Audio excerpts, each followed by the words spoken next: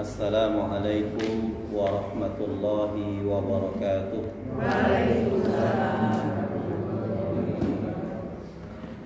Alhamdulillah alladzi an'ama alaina bi ni'matil imani wal islam. Asyhadu an la ilaha illallah wahdahu la syarikalah wa asyhadu anna Muhammadan abduhu wa rasuluh. Allahumma salli wa sallim ala Rasulillahi sallallahu alaihi wasallam wa ala alihi wa ashabihi wa man sara ala nahji wa tamassaka bi sunnati rasulih wa sallama tasliman katsira, amma ba'du. Ittaqullaha haqqa tuqatih wa la tamutunna illa wa antum muslimun. Bapak Ibu jamaah pengajian setiap malam Rabu yang dirahmati oleh Allah Subhanahu wa taala, mudah-mudahan dimanapun kajian kita diadakan selalu luruskan niat kita semata-mata untuk mencari ridha Allah Subhanahu wa taala. Dan pada kesempatan kita di malam hari ini juga, sebelum kita memulai kajian kita sama-sama berdoa kepada Allah Jalla Jalaluh untuk kita semuanya. Semoga kita dan keluarga kita selalu diberikan kesehatan oleh Allah Subhanahu wa taala. Dipanjangkan usia kita, dimudahkan segala aktivitas kita, diberkahkan rezeki kita, disoleh-solehahkan keturunan kita. Dan tidak lupa bagi jamaah kita yang pada saat ini mungkin ada yang sakit, semoga bisa kembali bersama-sama kita. Terutama yang tadi diinfokan oleh Pak Eri, mudah-mudahan Allah Subhanahu wa taala segera mengangkat penyakit beliau dan penyakit kita semuanya. Al-Fatihah. A'udzu billahi minasyaitonir rajim. Bismillahirrahmanirrahim. Alhamdulillahirabbil alamin, arrahmanir rahim, maliki yaumiddin. Iyyaka na'budu wa iyyaka nasta'in. Ihdinas siratal mustaqim, siratal ladzina an'amta 'alaihim ghairil maghdubi 'alaihim waladdallin. Amin. Bapak Ibu jamaah rahimani wa rahimakumullah.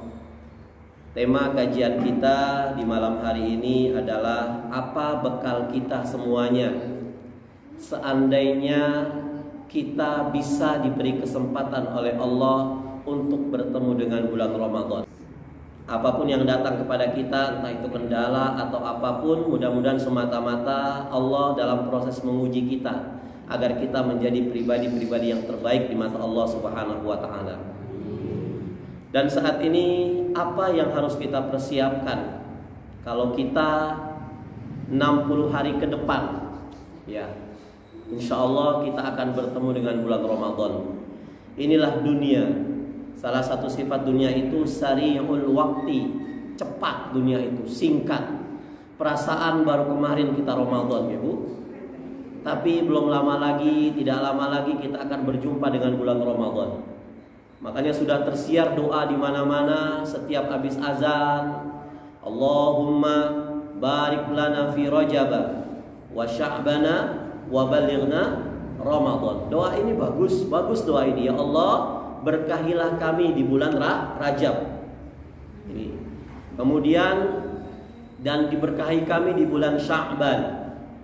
Sampaikan kami di bulan Ramadan. Cuman sayangnya ada dua perawi hadis ini yang tidak mausuk, Bu.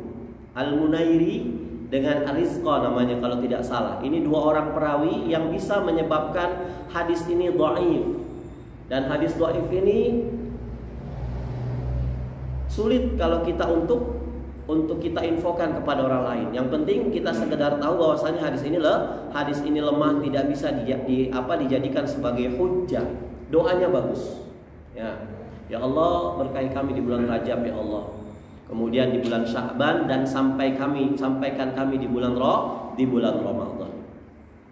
Rasulullah SAW selalu ingin agar umatnya itu selalu mengingat kematian, supaya yang kaya jangan pelit, yang lagi di atas jangan sombong, yang lagi di bawah jangan pesimis. Mungkin saat ini ibadah kita cakep, bangun malam kita cakep, tapi kita miskin-miskin saja. Kata Allah, tenang, dunia ini bukan pengembaraan, bukan istana buat orang-orang yang beriman. Mudah-mudahan Allah Subhanahu wa ta'ala kumpulkan nanti kita di surganya Allah Subhanahu wa ta'ala. Nah, kalau sekiranya Ramadan nanti 60 hari ini adalah Ramadan yang terakhir buat kita, nah, kita pikir pahitnya saja. Mungkin Ramadan yang lalu, Ramadan tahun kemarin kita ada yang beberapa amalan-amalan kita kurang sempurna karena kita kurang persiapan. Makanya para sahabat itu kenapa gampang sekali mereka itu mendapatkan malam Al-Qadar, karena mereka sudah berburu sebulan atau 2 bulan sebelum bulan Ramadan. Dikencangkan lagi qiyamul lailnya, dimantapkan lagi dia zikirnya, diperbanyak lagi ibadah kepada Allah Subhanahu wa ta'ala. Nah, kita saat ini kita persiapkan, andai saja besok itu adalah hari terakhir, tahun terakhir, Ramadan terakhir buat kita semuanya. Apa yang harus kita kerjakan?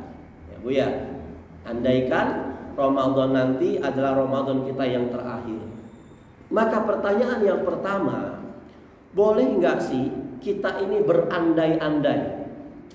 Andai Ustadz ya, saya itu punya mobil, kemana-mana nggak kehujanan Ustadz. Andai saya yang punya mobil, andai saya punya motor, pasti lewat kretek nggak pernah macet saya Ustadz. Berandai-andai, boleh gak sih kita berandai-andai?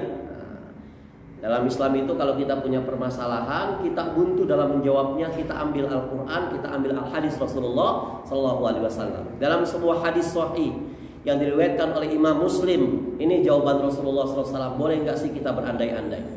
Rasul mengatakan, wa in asabaka syai'un fala taqul law anni fa'altu kana kada wa kada. Kata Rasulullah SAW, seandainya kalian ditimpa sesuatu, maka jangan sekali-kali engkau mengatakan, andaikan aku melakukan ini dan ini, pasti ini gak akan terjadi. Coba tadi aku ke Magelangnya gak lewat Silento, pasti banku gak bocor di Sapuran. Coba seandainya ini sudah terjadi, tapi dia berandai-andai, artinya menyesal. Maka kata Rasulullah, kalau seandainya datang musibah kepada Anda, sudah terjadi musibah itu, kemudian Anda mengatakan, coba saya nggak lewat sini, coba saya nggak melakukan seperti itu. Maka kata Rasulullah, jangan, nggak boleh kita ngucapin, dilalah Ustadz, saya lewat Sapuran, ban saya bocor Ustadz, jalannya tuh luar biasa. Tapi Rasul mengajarkan kepada kita, walakin, tetapi qul qadarullahi wa ma syaa fa'ala. Tetapi katakan, tidak ada yang kebetulan di dalam Islam itu. Semuanya sudah tercatat 5.000, 50.000 tahun yang lalu. Sebelum Allah menciptakan langit dan bumi ini, semua takdirnya kita, semua peristiwa yang akan kita hadapi itu sudah tercatat di Lauhul Mahfuz. Maka tidak ada yang kebetulan dalam Islam. Maka katakan qadarullah, takdir Allah, saya mendapatkan peristiwa ini. Dan Allah wa masya'a, kalau Allah berkehendak, fa'ala, semua akan terjadi. Loh, kenapa kita nggak boleh mengatakan dilalah, kita nggak boleh mengatakan seandainya? Kata Rasulullah SAW, fa inna law, karena kalimat andai-andai itu, kalimat seandainya itu taftahu amal syaitan, maka akan terbuka jalan setan untuk terus mengganggu kita. Jadi hadis ini mengatakan tidak boleh kita berandai-andai. Tuh hadis pertama. Nah, setelah itu kita mencermati dan mendengar hadis tadi, ternyata andai-andai itu tidak boleh. Hadis yang kedua. Dalam hadis lain diriwayatkan oleh Imam Ahmad dan disahihkan oleh Syekh Al-Albani Nabi Muhammad SAW itu membagi manusia kepada 4 klasifikasi, kepada 4 bagian, menurut harta dan menurut ilmunya. Rasul membagi 4. Sahabat mendengarkan semuanya. Ya Rasulullah, 4 manusia itu siapa? Yang pertama, orang yang diberikan oleh Allah kekayaan harta dan kekayaan ilmu. Ini yang pertama. Ini orang bejonya luar biasa, Bu. Hartanya ada, ilmunya ada. Kalau saya kan nggak punya. Saya bilang, Bapak, Ibu semuanya sholat berjamaah. Ustadz, please, saya mau sholat berjamaah Ustadz. Cuman sarung di rumah saya cuman 1. Saya nggak bisa nolong. Tapi kalau seandainya saya hartanya banyak, ilmunya luar biasa, semua orang suruh saya sholat, ternyata mereka kesulitan sarungnya. Nih, sarung buat Anda. Jadi sempurna, Bu. Jadi kadang orang jadi kaya itu memang harapan supaya sholat kita tenang. Ya. Anak mau bayar SPP sudah ada uangnya, Bu. Kita mau kuliahin anak sudah ada uangnya, nggak mumet. Kemudian yang kedua, miskin harta tapi kaya ilmu. Rasul bilang miskin harta kaya ilmu. Yang pertama apa? Kaya harta, kaya ilmu. Yang kedua, miskin harta, kaya ilmu. Ya. Yang ketiga, kaya harta, miskin ilmu. Yang keempat, bisa tebak sendiri, miskin harta, miskin ilmu. Nomor 1 dan nomor 2 kata Rasulullah, ini orang beruntung. Ya. Nomor 3 dan nomor 4 ini orang yang buntung. Akhirnya ketika si nomor 2 ini, dia miskin harta tapi kaya ilmu. Dia langsung berandai-andai kepada Rasulullah SAW. Ya Rasulullah, lau kana li mithlu hadza amiltu fihi mithal ladzi ya'mal. Ya Rasulullah, andai saja aku ini orang yang dikaruniai oleh Allah seperti nomor 1. Bukan hanya kaya ilmu saja ya Rasulullah, tapi juga saya kaya harta. Maka saya akan mengerjakan apa yang nomor 1 itu kerjakan, terutama amalan-amalan soleh yang perlu duit. Apa Bu amal soleh yang perlu duit? Sodako. Ya, orang miskin nggak bisa sodako. Sodako orang miskin apa? Senyum. Paling senyum, paling mindahkan paku. Ya, bukan mindahkan jemuran orang, jangan. Mindahkan beling, ya itu. Zakat, kurban, pokoknya amal-amal soleh yang membutuhkan uang.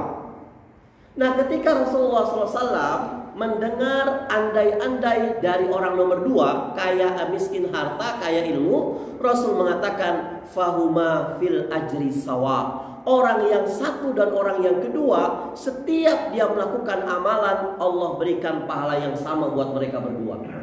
Wallahu a'lam, kata Rasulullah SAW. Nomor 1, nomor 2 adalah orang yang bejo. Nomor 3, nomor 4 orang yang buntung. Nah, sekarang apa hukumnya berandai-andai? Boleh apa tidak? Yang pertama nggak boleh. Yang kedua boleh. Berarti tergantung, Ustaz. Tergantung apa? Tergantung kapan dia berandai-andai. Kemudian tujuannya apa dia berandai-andai. Ya. Seandainya orang itu mengatakan andaikan tentang sesuatu yang sudah terjadi, ini nggak boleh. Nggak boleh. Kemudian tujuan dia mengucapkan itu karena menyesali, karena dia kecewa, ini jelas tidak boleh. Tapi seandainya kapannya tentang sesuatu yang belum terjadi, sesuatu yang akan datang tapi tujuannya positif, nah ini boleh berandai-andai. Ya Allah, kalau seandainya saja saya punya ilmu kayak orang itu, saya akan sholat luar biasa khusyuknya. Nah, ini andai-andainya boleh seperti ini. Ya, itu tadi pertanyaan pertama. Jadi kita boleh berandai-andai, tapi tergantung kapan andai-andainya, kemudian tujuannya apa berandai-andai. Nah, pertanyaan yang kedua, ini karena isya kita jam 7.23 ya Bu. Tadi saya mulai jam 8:30. Berarti saya mohon izin kalau 9 lewatnya itu agak sedikit lewat nih Bu. Ya seperti itu. Gimana? 1 jam. 1 jam ya. Soalnya tadi di flare itu 19.50 sampai 21.00 ya. Kita mengkondisikan saja. Nah sekarang pertanyaan kedua. Apa pertanyaan kedua? Judul kajian kita ini masuk kemana, Bu? Andaikan Ramadan nanti adalah Ramadan kita yang terakhir. Andai Ramadan terakhir ini berarti andainya adalah memaksimalkan ibadah kita. Kalau seandainya Ramadan 60 hari ini adalah Ramadan yang terakhir buat saya, ya Allah, saya azam. Ada azam, ada niat. Nawaitu dan azamtu. Kalau nawaitu, dia berniat tapi belum tentu dikerjakan. Untuk mengerjakannya itu masih setengah-setengah. Tapi kalau azamtu ana, aku betul-betul punya tekad. Aku akan mengerjakan ini azam namanya, sama-sama niat. Ya, sama seperti yuhibbu dengan yawaddu. Kalau yuhibbu itu cinta, tapi kalau yawaddu cintanya lebih dahsyat daripada yuhibbu. Nah, ini. Kira-kira boleh nggak Bu memaksimalkan ibadah? Boleh. Ya. Apa dalilnya? Praktek Rasulullah SAW. Dalam sebuah hadis yang diriwayatkan oleh Imam Al-Bukhari, Abu Hurairah radhiyallahu anhu pernah bercerita. Apa kata Abu Hurairah? Kana Rasulullah sallallahu alaihi wasallam ya'takifu fi kulli Ramadan asyrata ayyamin. Kata Abu Hurairah, Rasulullah sallallahu alaihi wasallam itu kalau Ramadan, setiap tahunnya, setiap datang Ramadan, Rasulullah selalu beriktikaf. Di 10 hari terakhir jumlahnya 10 hari dia i'tikaf. Falamma kana al-'am alladhi qubida fihi i'takafa 20 yawman. Maka tatkala Rasulullah SAW sudah mengendus-ngendus, wah sepertinya ini Ramadan kita yang terakhir, Ramadan saya yang terakhir nih. Jadi keistimewaan Rasulullah SAW itu apa istimewanya? Rasulullah itu tahu Bu kapan ya beliau akan mengakhiri Ramadan ini. Usianya sampai berapa? Rasulullah itu diberikan sinyal oleh Allah Subhanahu wa taala. Maka ketika di akhir-akhir hayatnya Rasulullah sudah mengendus ini terakhir Ramadan saya, maka Rasulullah justru i'tikaf sampai 20 hari. Ya, biasanya 10 hari, tapi karena Ramadan yang terakhir Rasulullah i'tikaf sampai 20 hari. Mengapa? Karena Rasulullah tahu ini adalah Ramadan terakhir buat Rasulullah SAW. Dalam hadis riwayat lain Bukhari, Rasulullah pernah bercerita, Inna Jibril kana yu'aridu bil Quran kulla sanatin marrah. Kata Rasulullah, sesungguhnya malaikat Jibril itu selalu ingin mendengarkan bacaan Quranku. Ya Muhammad, kamu murojaah Quran denganku, kata Rasulullah SAW. Pada malaikat Jibril. Malaikat Jibril bilang, wahai Muhammad, setiap tahun Rasul itu disuruh oleh malaikat Jibril untuk memurojaahkan hafalan Rasulullah SAW Quran. Kulla sanatin marrah. Setiap tahun itu 1 kali. Wa innahu aradhanil 'am marratain. Dan ketika Rasulullah SAW itu sudah mengendus bahwasannya ajalnya itu sudah hampir dekat, maka Rasulullah SAW meminta malaikat Jibril untuk mencermati bacaan Rasulullah itu setahun jadi 2 kali. Wala arahu illa hadara ajali. Dan aku tidak pernah mengamalkan itu kecuali aku telah melihat ajalku telah sampai. Jadi Rasulullah SAW itu 2.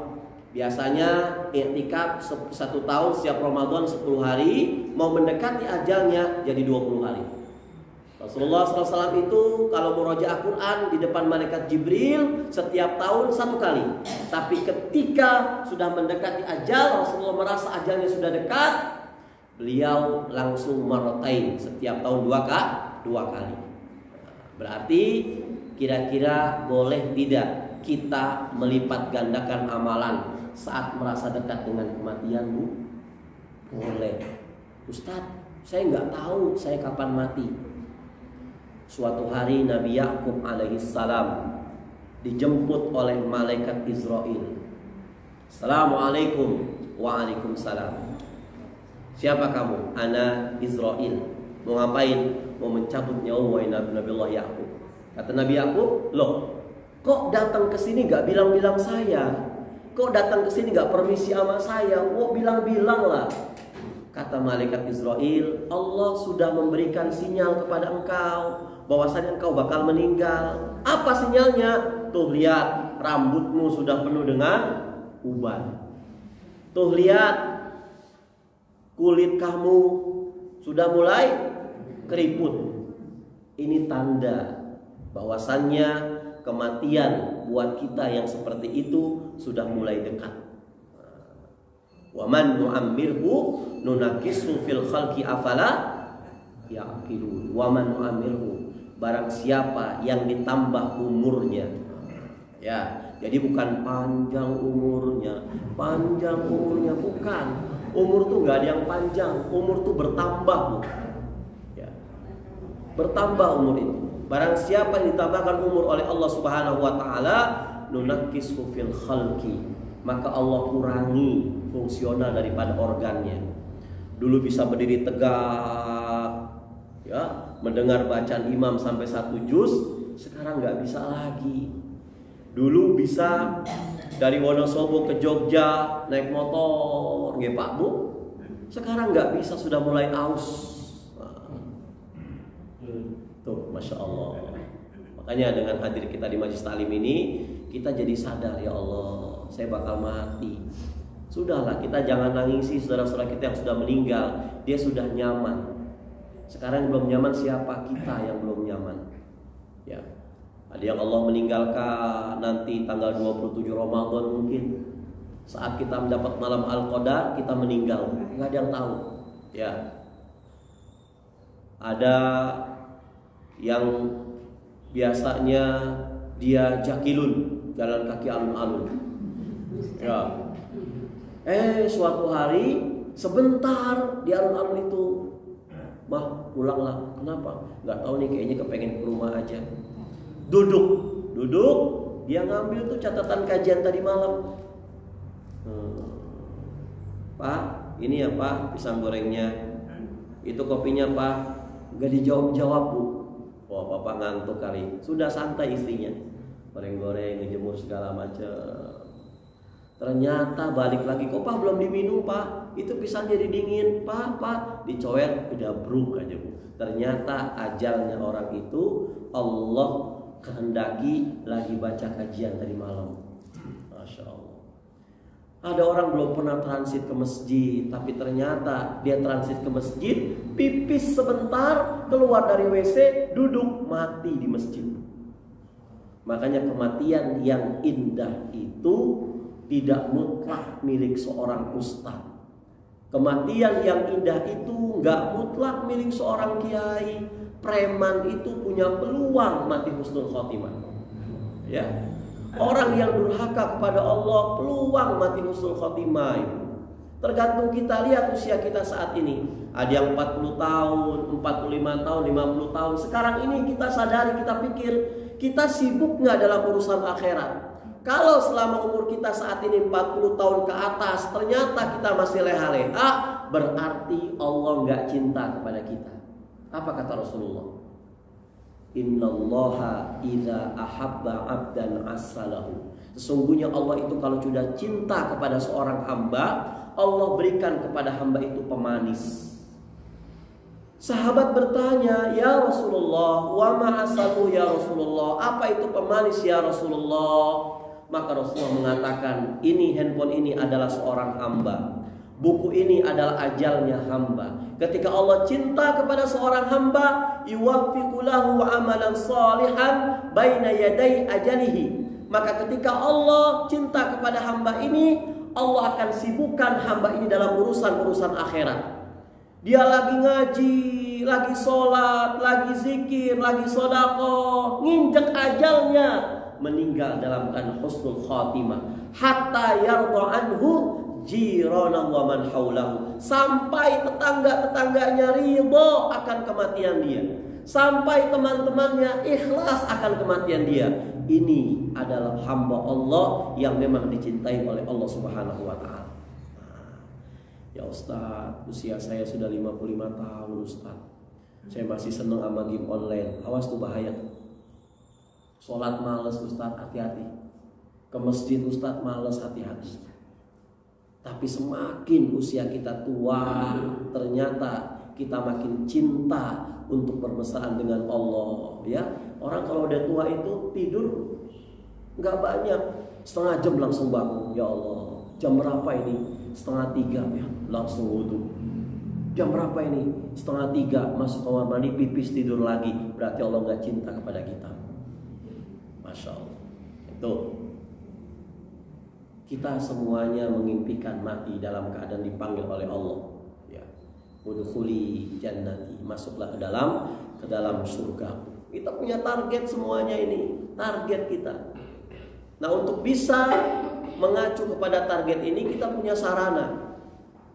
Apa sarananya? Modal utama kita yang wajib-wajib dulu sajalah, yang wajib-wajib dulu. Ya. Kalau kita belum mampu untuk wajibnya dengan sempurna, sunnahnya nanti dulu, Ibu. Ini ada orang bangun malamnya sampai 30 rakaat. Ya, pada Rasulullah SAW itu kalau qiyamul lail 11 rakaat ditambah 3 witir Rasulullah SAW. Ini orang qiyamul lailnya luar biasa, bangunnya jam 1, qiyamul lailnya puluhan rakaat, udah gitu zikir. As-salatu khairu minan naum. Dia sedang tidur di atas sejadahnya, bangun-bangun 5:30 subuhnya. Adakah orang kayak begini? Ada. Suatu hari Umar bin Khattab itu bertanya kepada ibu-ibu, "Bu, mana anak ibu? Kok nggak nongol subuh-subuh?" Ya wahai Umar bin Khattab, anakku tadi malam itu qiyamul lailnya sampai semalam suntuk. Sampai hari ini dia belum bangun di atas sajadahnya. Kata Umar bin Khattab, dia sudah mau pahala yang banyak, tapi di waktu subuh pahala itu dijatuhkan begitu saja. Sama ketika kita menghadiri pengajian semalam suntuk, karena kiainya bukan 1 tapi 5 kiainya. Yang datang jam 12:30 ada, ya Bu ya. Masya Allah, pulang pengajian jam 1:30, tidur subuhnya kebablasan. Ketika ngaji bawa pahala itu, mendengarkan tausiah kiai 1, kiai 2, kiai 3 sampai kiai 5. Belum bersolawat kepada Rasulullah SAW. Dia pulang ke rumah bukan hanya perutnya kenyang karena makan besek, tapi juga punya pahala penuh. Tapi sayang pahalanya dijatuhkan pada saat subuhnya berkumandang. Maka ulama salafus saleh mengatakan kita konsentrasi ke amalan-amalan wajib kita dulu.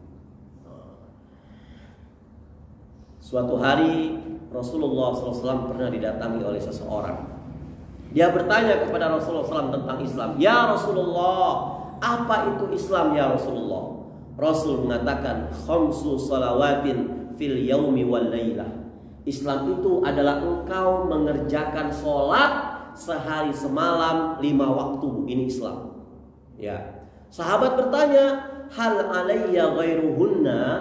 Apakah ada kewajiban sholat lain selain 5 waktu itu ya Rasulullah? Kata Rasulullah, la, nggak ada, illa antatawwa'a, kecuali sholat-sholat sunnah.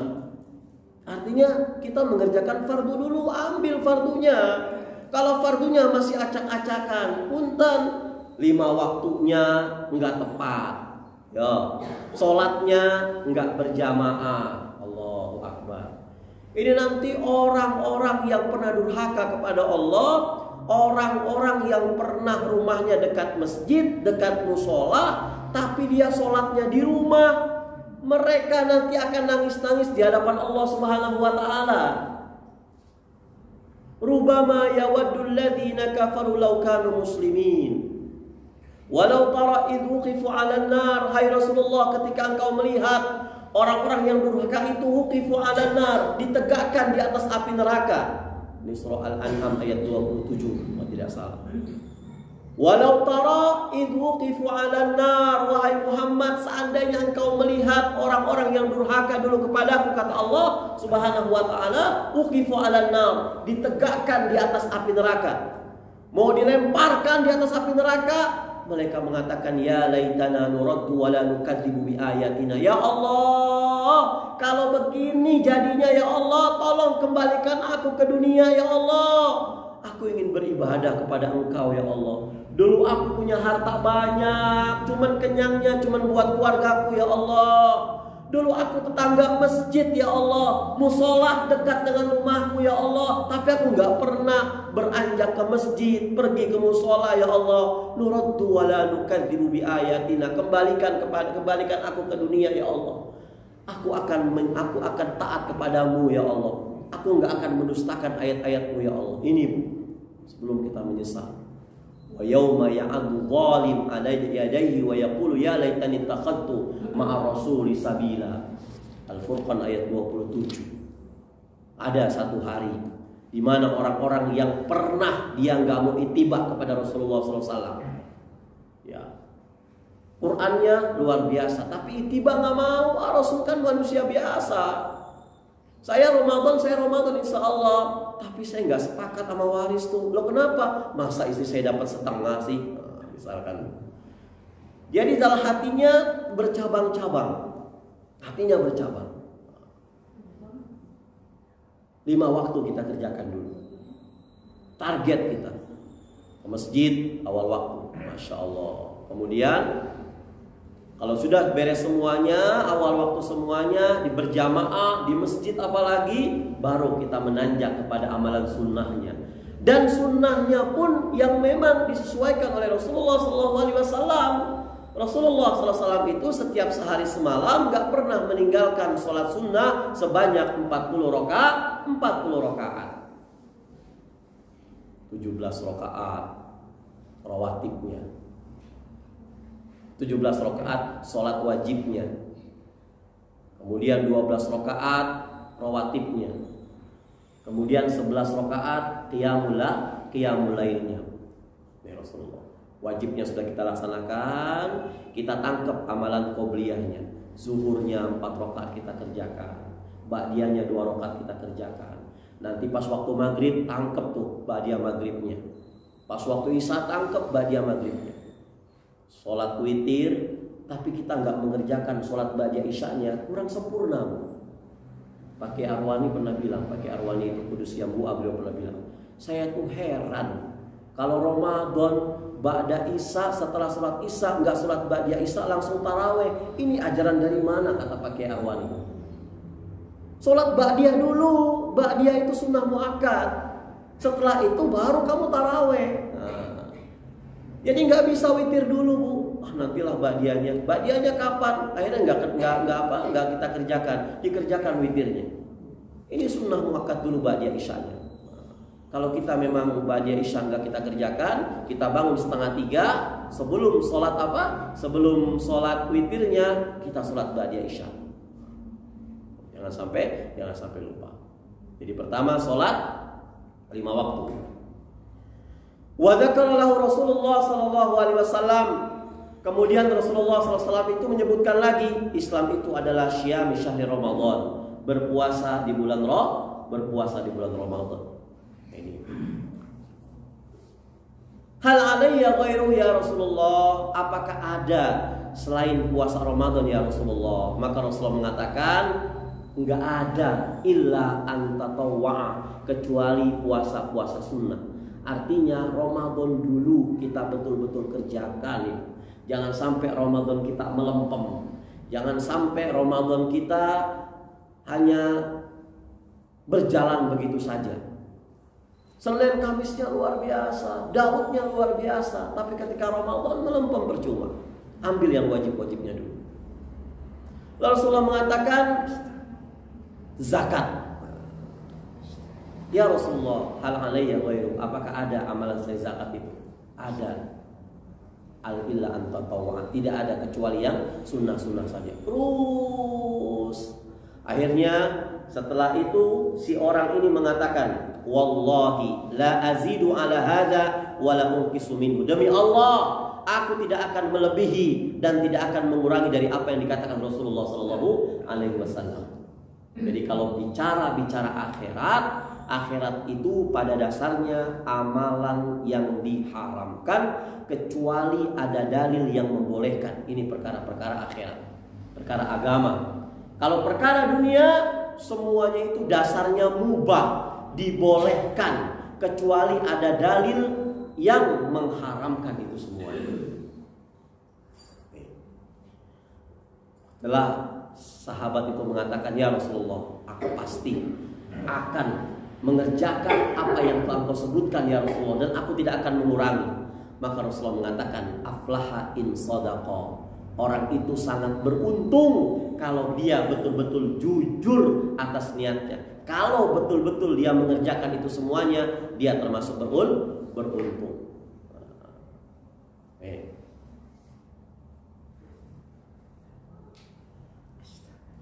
Di dalam riwayat Muslim disebutkan, jadi maksud daripada beruntung di sini apa? Seorang datang kepada Nabi SAW. Saya nggak tahu nih orangnya sama atau orangnya beda. Hadisnya ini ada hadis yang kedua. Dia bertanya, ara'aita idza shallaitus shalawatil maktubah. Ya Rasulullah, bagaimana pendapatmu andai aku sholat 5 waktu? Ini hadis yang kedua. Pada intinya isinya sama sama yang tadi pertama. Wasumtu Ramadan, dan bagaimana pendapat Anda? Aku sudah puasa, aku sudah sholat 5 waktu. Wasumtu Ramadan, aku sudah puasa Ramadan. Wahlaltul halala, dan aku menghalalkan perkara-perkara yang halal. Waharamtul haram, dan aku mengharamkan perkara-perkara yang haram. Walam azid ala dzalika syai'an, dan aku tidak pernah menambah-nambahkan. Nggak ada amalan-amalan bid'ah, nggak ada. Adkhulul jannah, apakah aku akan masuk surga? Maka Rasul mengatakan, na'am. Ya, kamu akan masuk surga.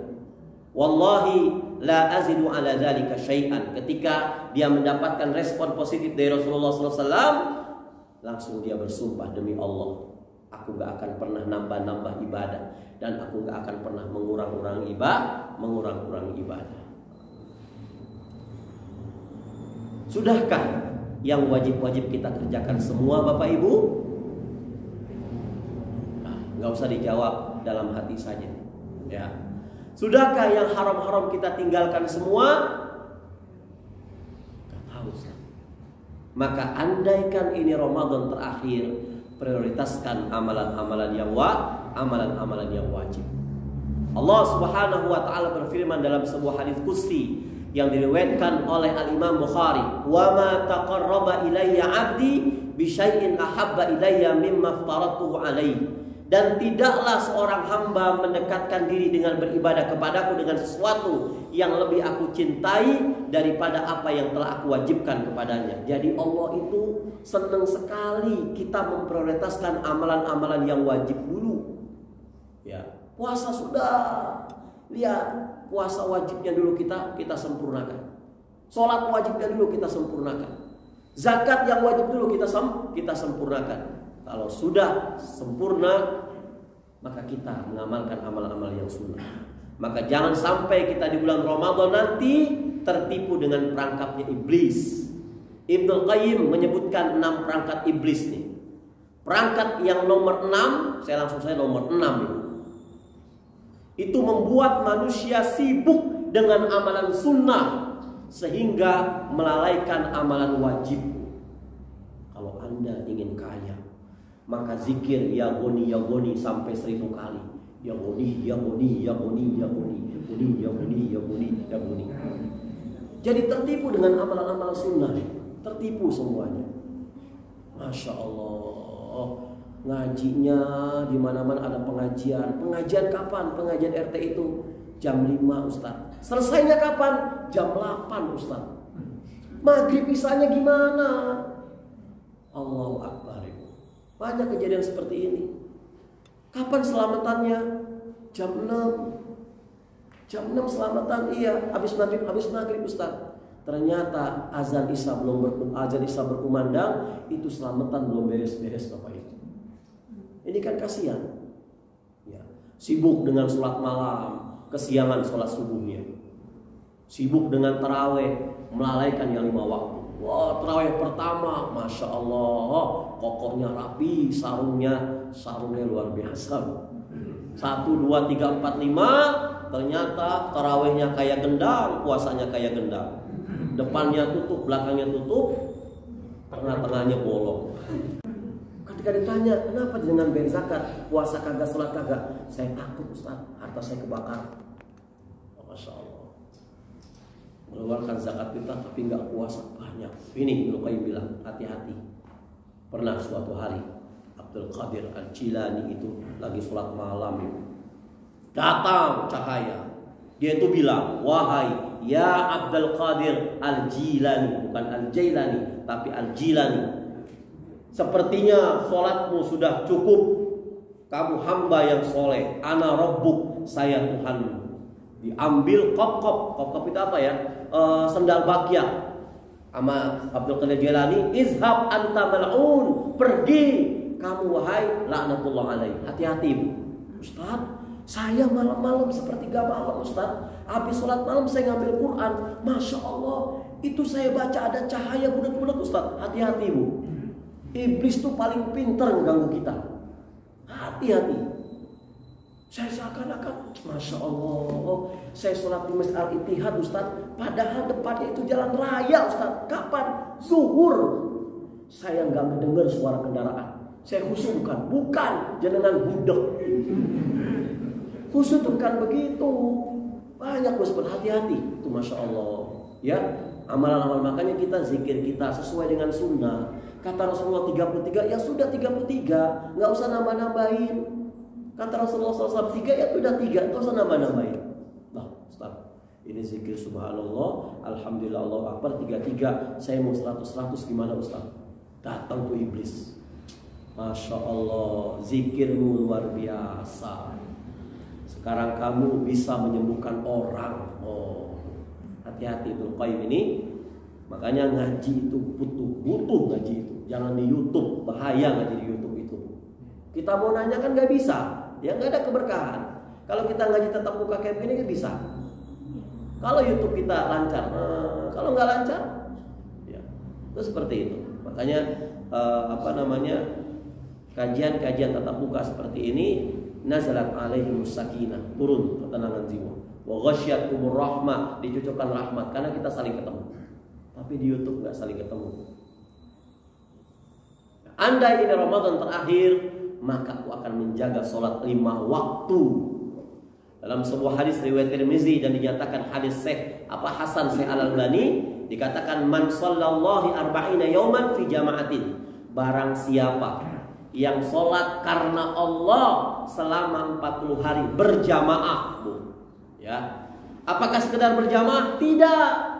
40 hari berjamaahnya dijaga, yudrikut takbiratul ula. Selama 40 hari ini dia selalu mengikuti takbir pertama imam. Ya. Pasti ada perubahan dalam kehidupan kita. Ya.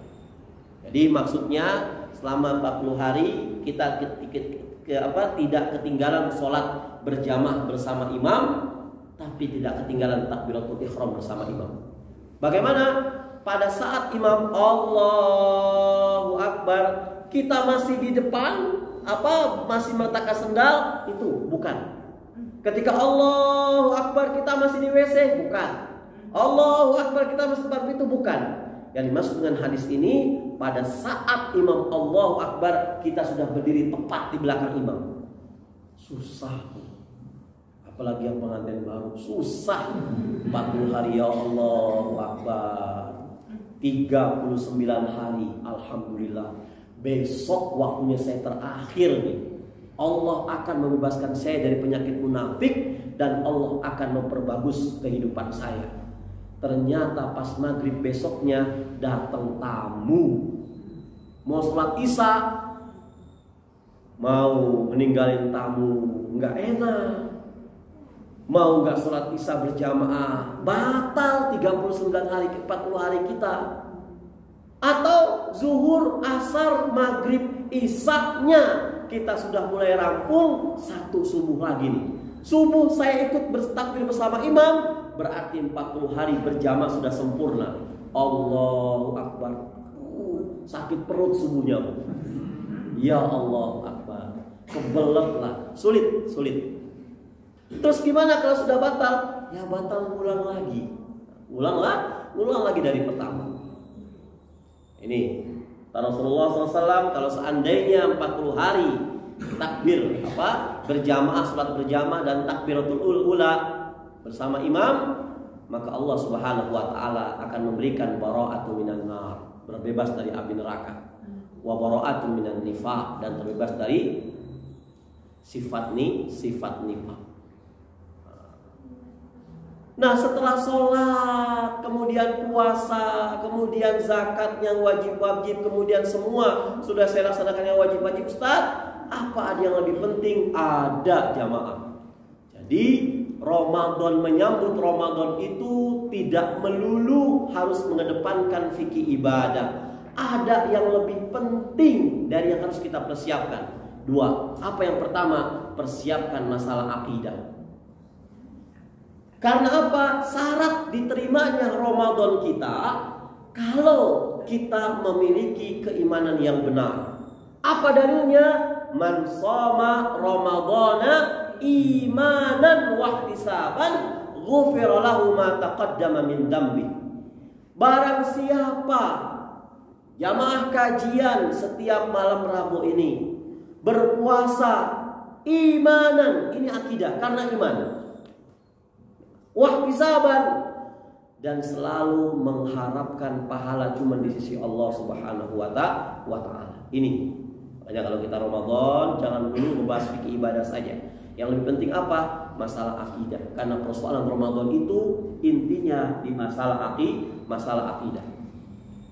Ada orang-orang yang melalui Ramadannya tanpa iman. Apa sih iman itu? Iman itu adalah at-ta'zim wal istidlal wal khudu' wal inqiyadu atam lillahi wa rasulih.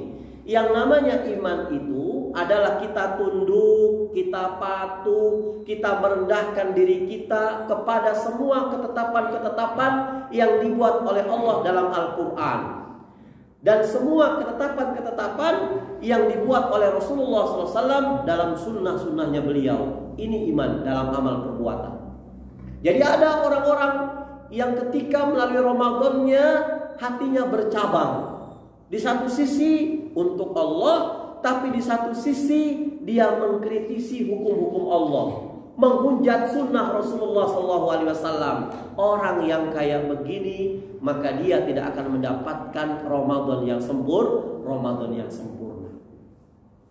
Nah, kemudian yang kedua, selain mempersiapkan akidah, yang kedua bertaubat kepada Allah Subhanahu wa taala. Ya. Kita ketika Ramadan, ya Allah, mau bangun sahur malesnya luar biasa, taraweh malesnya luar biasa. Nantilah saya tarawehnya nanti aja, isya dulu berjamaah, udah gitu langsung isya ba'diyah isya, taraweh nanti malam. Ternyata malamnya juga males, sedekahnya males. Ketahuilah bahwasannya ra'aitu dzunuba wal ma'asi mana'ati anit tha'ah. Para ulama salafus saleh mengatakan, aku kalau melihat maksiat, kalau melihat dosa, aku tidak bisa melihat dari mereka berdua kecuali dosa dan kemaksiatan itu yang menghalangiku untuk beribadah kepada Allah Subhanahu wa taala. Ya Allah, kok bangun malam malas betul ini. Jadi mata ini yang selalu memandang hal-hal yang maksiat tidak akan pernah bisa bangun malam. Satu kemaksiatan yang kita lakukan akan mengurangi satu kenikmatan kita beribadah kepada Allah. Dua kemaksiatan yang kita lakukan akan mengurangi dua kenikmatan kita kepada Allah Subhanahu wa taala. Karena nggak akan pernah nyambung, Ibu, nggak akan pernah nyambung. Apa ada para penghafal Quran ngedengerin lagu Bui Permadani? Nggak ada. Apa ada penghafal Quran nyetel lagu-lagu? Nggak ada, nggak pernah nyambung. Ada orang pemabok, Mas, nih nyobain nih, saya punya minuman. Ternyata minumannya habbatus sauda, jintan hitam. Dia minum muntah, Bu, karena nggak terbiasa. Yang terakhir, datang Imam Syafi'i rahimahullah, datangi oleh seorang laki-laki. Wahai Imam, syakautu ila waqi'in, aku datang kepada engkau wahai Imam Syafi'i. Kenapa? Aku ini sudah nikah 30 tahun pernikahanku. Anak-anakku sudah besar-besar, sudah punya cucu juga aku. Tapi kok 30 tahun aku menikah ini, aku melihat istriku kok jelek sekali. Ini kenapa? Imam Syafi'i mengatakan, jaga pandangan kamu.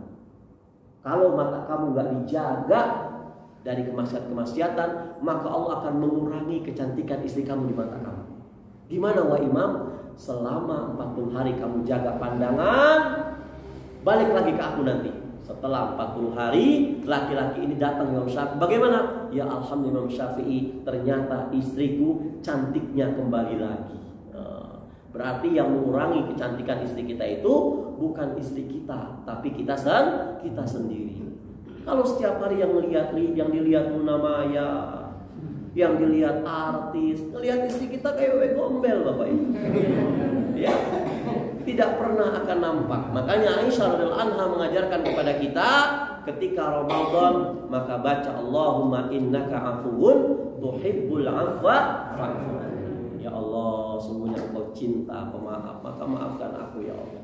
Bapak Ibu yang dirahmati oleh Allah Subhanahu wa taala, mungkin ini saja bekal kita, insyaallah kita bertemu dengan Ramadan. Semoga Allah Subhanahu wa taala mempertemukan kita dan keluarga kita dan orang-orang yang kita cintai untuk bertemu dengan Ramadan. Karena Ramadan ini diobral ampunan oleh Allah Subhanahu wa taala. Sayang kalau kita tidak mempergunakan Ramadan dengan sebaik-baiknya. Astaghfirukum, nasallallahu fatul qarib wa basil mu'minin. Mohon maaf lahir batin. Assalamualaikum warahmatullahi wabarakatuh.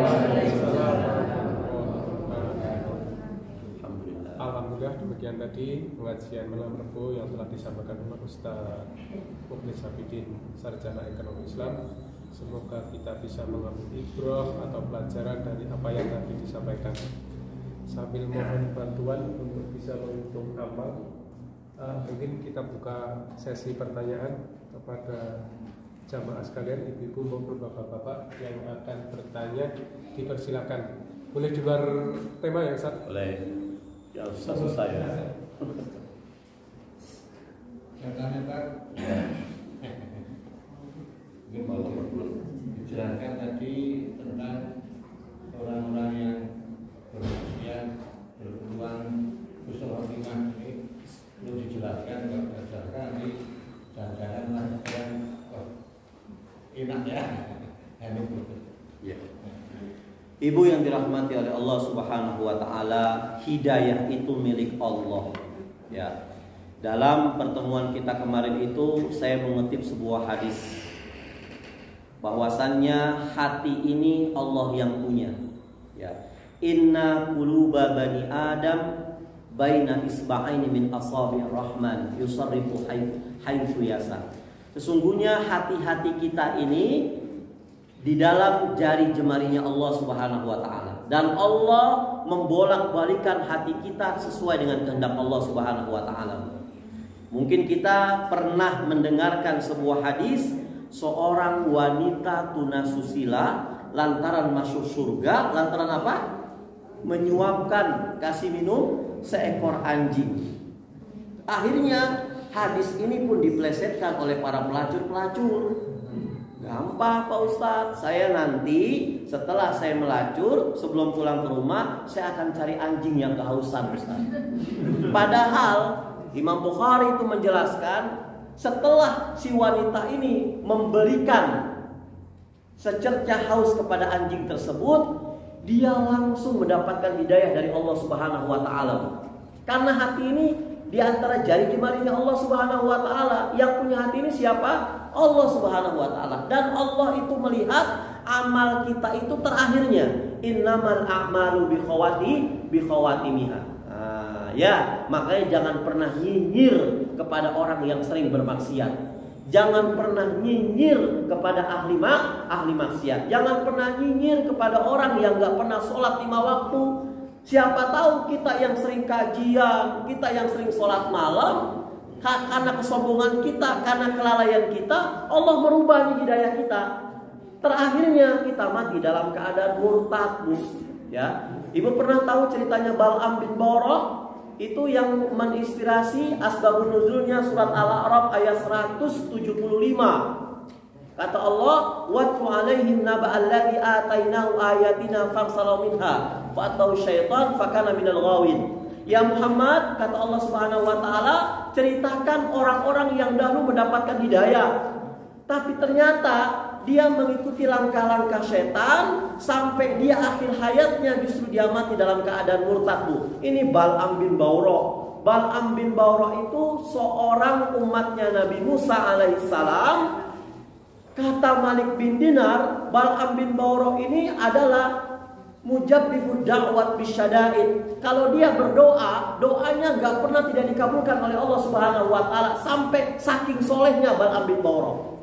Suatu hari, Nabi Musa alaihissalam setelah dia menaklukkan Raja Fir'aun, dia langsung musyawarah dengan umatnya. Wahai umatku, ini Fir'aun sudah kita hancurkan. Sebagian ada yang beriman, sebagian tidak ada yang beriman. Tapi sudah selesai. Sekarang siapa yang usul? Negara mana lagi, kerajaan mana lagi akan kita dakwahkan?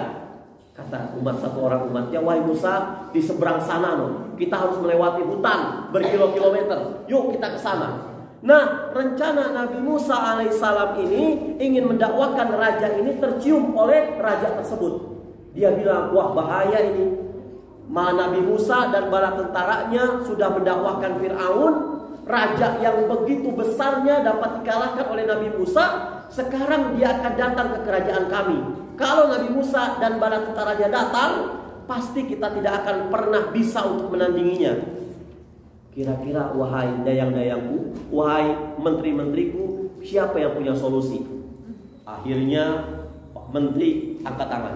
Saya Tuan Raja. Gimana? Kita ini punya rakyat loh. Rakyat kita soleh loh. Siapa namanya? Bal'am bin Ba'urah. Bal'am bin Ba'urah itu kalau berdoa, doanya gak pernah tidak dikabulkan sama Tuhan kita, sama Allah Subhanahu wa taala. Panggil Bal'am bin Ba'urah, suruh minta doa kepada Allah supaya Nabi Musa dan bala tentaranya tidak bisa datang ke sini karena sesat di dalam hutan. Datang Bal'am bin Ba'urah. Ada apa Tuan Raja? Kamu mau gak kerajaanku? Ya maulah. Tapi tolong doakan Musa dan bala tentaranya agar tidak nyampe ke sini. Bal'am bin Ba'urah menolak. Aku mau berikan Anda sepertiga harta, nggak mau. Setengah harta kerajaan, nggak mau. 3/4 nggak mau, Tuan Raja. Mau setengah, mau 3/4, kalau mau semuanya diberikan ke aku tetap nggak mau mendoakan kezaliman buat Nabi Musa alaihissalam. Ya sudah, pulang Bal'am bin Ba'urah. Gimana para menteri? Tenang Tuan Raja. Bal'am bin Ba'urah ini kan punya istri. Biasanya suami-suami itu tegas di luar, memble ketika di dalam berhadapan dengan istrinya. Langsung dipanggil istrinya. Ada apa Tuan Raja? Kamu hidup dengan Bal'am bin Ba'urah, bahagia enggak? Bahagia. Tapi kaya enggak? Enggak. Mau kaya? Mau. Aku akan berikan kamu sepertiga kekayaanku. Benar Tuan Raja, benar. Tugas apa Tuan Raja? Rayu suami kamu agar suami kamu mau mendoakan agar Musa alaihissalam tidak jadi ke kerajaan kita. Dia tersesat di dalam hutan. Itu aja Tuan Raja. Iya. Pulang ke rumah, mau tidur, mantatin suaminya. Bingung ini suaminya. Istriku, kamu kenapa?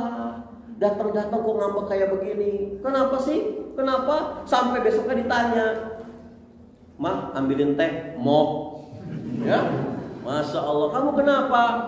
Abang sih mau kaya enggak? Gak mau. Tolong doakan saja. Apa sulitnya doa sih? Nah itu kan gak baik. Doa sajalah. Akhirnya Bal'am bin Ba'urah berdoa, ya Allah, aku ingin membahagiakan istriku ya Allah, tapi jalannya korupsi Bu. Aku ingin membahagiakan anak-anakku ya Allah, tapi jalannya maksiat kepada Allah. Percuma. Walaupun wasiat, walaupun ngirim wasiat Bu, kalau ada manusia berwasiat kepada kita, selama wasiatnya itu baik, kerjakan. Tapi selama wasiatnya itu buruk, gak boleh kita kerjakan. La ta'ata li makhlukin fi maksiatil khaliq. Tidak boleh kita taat kepada makhluk untuk bermaksiat kepada Allah. Contohnya, teman-temanku, saudara-saudaraku, nanti kalau aku meninggal, tolong kafani aku seperti wanita. Padahal dia tuh cowok Bu.